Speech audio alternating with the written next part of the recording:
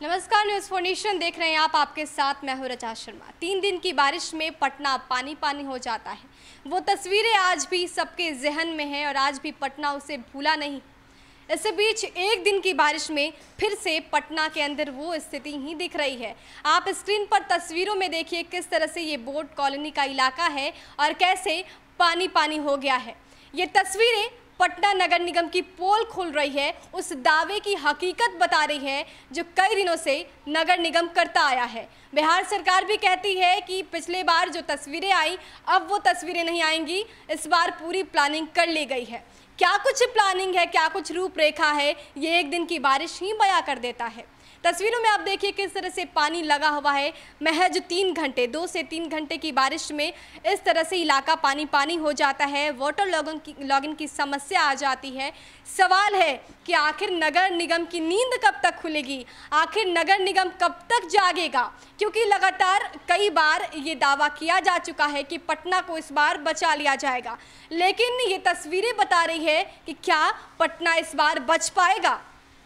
पटना के मुख्य सचिव ने जब इस पर बातें कही थी, उस दौरान उन्होंने ये कहा था कि लॉकडाउन की वजह से कुछ काम बाकी ज़रूर है। संप हाउस के लिए पंप सेट आने में भी देरी हुई है। इसके अलावा नालों की सफाई का काम भी जो है वो अधूरा रहा था, जिसे अब वक्त रहते पूरा कर लिया जाएगा। सरकार भी इसको लेकर तैयार है।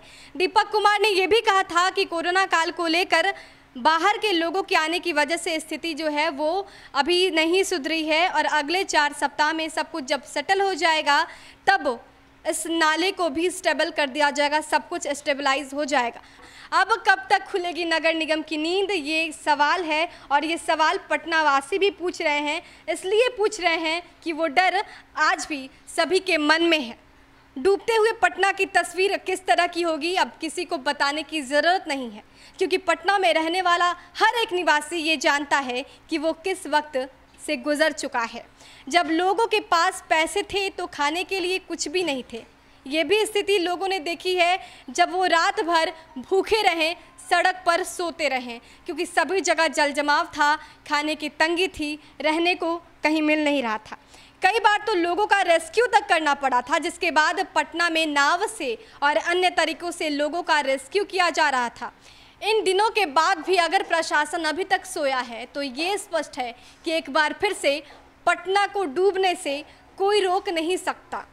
दूसरी ओर देखा जाए तो अभी तक ये दावा 100 बार से ज़्यादा अफसरों के द्वारा किया जा चुका है कि पटना इस बार नहीं डूबेगा, पर जब मामले में छानबीन की गई है तो पता चला है कि दावों का बेमतलब ही हवा दी जा रही है, अर्थात सभी दावे जो हैं वो झूठे साबित हुए हैं।